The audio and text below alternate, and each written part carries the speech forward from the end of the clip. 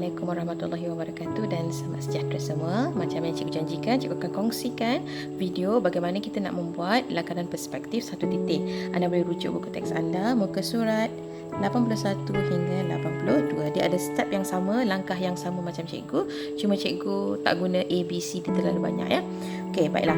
So, pertama sekali, macam cikgu dah kongsikan dalam video yang sebelum ini, kita bahagikan kita punya kertas kepada 1, 2, 3 bahagian dan lipat 2. Cikgu lipat 2 begini dan bahagi 3. Kemudian cikgu letakkan step ni. Yang ini kita cuma gunakan untuk mula-mula belajar saja. Bila kita dah okey, kita dah faham, kita tak payah dalam buat langkah 1 sampai langkah 6 ni kalau kita dah betul-betul mahir. Okey, baiklah. So, langkah 1 kita ialah bina garisan bumi. Ingat, ada 3 elemen dalam perspektif. Pertama, garisan bumi GB, kedua GU dan ketiga adalah TL. So, membina garis bumi. So, kita buat satu garis bumi. Bumi kat bawah lah. Sebab dia garis bumi, dia duduk dekat bawah. So, kita jangan lupa kena labelkan. Kemudian, langkah yang kedua, cikgu akan pindahkan je langkah ni. Kita tak payah ulang sebenarnya, tapi cikgu nak tunjuk untuk setiap langkah. Langkah yang kedua, bina garis ufuk GU dan tentukan titik lenyap TL. So, GU dengan TL. Cikgu ulang balik. So, kita buat tadi, kita ada GB. Kemudian dekat atas tu, kita ada GU, garisan ufuk. Kemudian TL kita akan letakkan di mana-mana kawasan di atas GU sebab dia selari dengan GU. So, kalau orang yang kidal, orang yang menulis dengan tangan kiri, dia akan letak di bahagian yang sebelah kiri. Kalau orang yang menulis dengan tangan kanan, dia akan letak di bahagian sebelah kanan. Kalau macam cikgu akan letak dekat sini. Jangan lupa label TL. Okey, kita pergi kepada step yang seterusnya. Langkah 3, bina pandangan hadapan dan tandakan penjuru A, B, C, D. Katakan cikgu nak buat, simple je, cikgu nak buat satu box je, kotak. So, kita ulang balik. GB, cikgu ada GU, cikgu ada TL dan bina pandangan hadapan. Katakan cikgu nak buat box je, kotak sahaja, simple je. Okay, so ini adalah pandangan hadapan dan tandakan A, B, C, D. A, B, C, D. Ini step dalam buku teks. Cikgu tak suka sangat A, B, C, D tu. Cikgu rasa macam banyak sangat benda daripada satu lukisan. Kalau awak nak buat, awak boleh guna ya. Cikgu akan buang langkah A, B, C, D. Langkah yang keempat, unjurkan setiap penjuru pandangan hadapan ke TL. So, kita ulang balik. GB, cikgu ada GU, cikgu ada TL.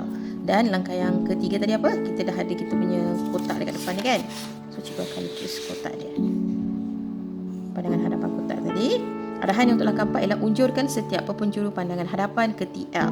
So, kalau oblique, kalau ISO, kita unjurkan ikut dia punya sudut dia tu kan, garis sudut tu.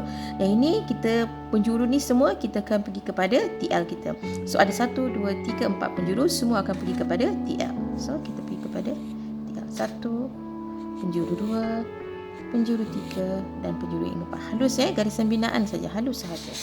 Okey, kita pergi kepada langkah kelima, tentukan lebar objek dan lengkapkan. Okey. So, ni sebenarnya ada EF dengan GH. Macam cikgu cakap, cikgu tak apa suka sangat letak banyak sangat huruf. Macam banyak sangat benda. GB, GU, TL. Kemudian ada kita punya box tadi dan semua box tu telah diunjurkan. So, cikgu akan tandakan lebar objek. Lebar objek, anggaran cikgu letak dekat sini. So, cikgu akan unjurkan dia sama macam ikut kawan selari dia. So, point yang ini dia pergi ke kanan. So, kalau cikgu ada di garisan unjuran yang ini, so cikgu akan ikut point yang inilah dia ke kanan. So, cikgu pun akan ke kanan. Lebih tak apa, jangan risau. Okey, bila dia dah ke kanan, dia turun ke bawah. So, kita pun sama, ke kanan, turun bawah. Ke kanan, turun bawah. So, kita ikut lagi pun kita nampak persilangan ni. So, kita turunkan ke bawah. Lebih pun tak apa. So, satu lagi yang tadi kat sini, dia turun bawah kan? So, kita tak turun bawah lagi. So, kita turunkan je ke bawah. Satu ke kanan, so kita pun ke kanan. Ikut dia. So, ini ke kanan, ini pun ke kanan. Okey. So, langkah yang terakhir, langkah yang ke-6, legapkan garisan binaan menjadi garisan objek. So, ini semua adalah garisan binaan sebab kita buat halus saja. So, kita nak legapkan dia. Maksudnya dalam setiap tanda ni. So, GB, GU, kemudian TL cikgu.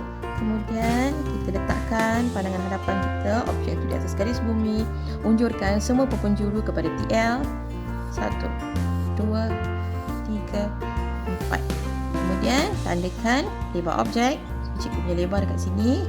So, kita ikut dia ke kanan, turun bawah. So, turun bawah. So, ini ke bawah. So, ini pun ke bawah. penjuru ni ke kanan, dia pun ke kanan. So cikgu dah nampak dah kotak cikgu. Apa yang cikgu perlu buat ialah cikgu cuma perlu legapkan sahaja. Legapkan ni maksudnya dah siap lah. Okay, kalau dalam tu kita nak buat garisan tersembunyi, kita just buat garisan putus. Dah siap. Okay, sebenarnya kalau diminta buat, awak tak payah buat step 1 sampai step 6. Kini cuma cikgu nak ajar cara nak guna step. So kalau kita dah mahir, kita dah tak perlu ingat dah step-step tu, kita dah ingat. So kita just boleh lakarkan saja. So pertama GB, jangan lupa dilabelkan. Yang kedua GU, garisan ufuk. TL letaknya di atas garisan ufuk. Cuba labelkan, tandakan pandangan hadapan, unjurkan setiap penjuru kepada TL. 1, 2, 3, 4. Okey, tandakan lebar ikut selari. Sini ke kanan, so dia pun ke kanan. Kanan ke bawah, so dia pun ke bawah. Ini ke bawah, dia pun ke bawah. Kanan, dia pun ke kanan. Okay. Finally, kita perlu hitamkan, bekatkan kita punya lakaran. Ingat jangan guna berbaris. Dah siap. Okey, jangan lupa label dan tak perlu padam apa-apa yang lain. Itu saja. Terima kasih. Nanti cikgu boleh kongsikan yang lain dan boleh tengok di YouTube cikgu. Thank you.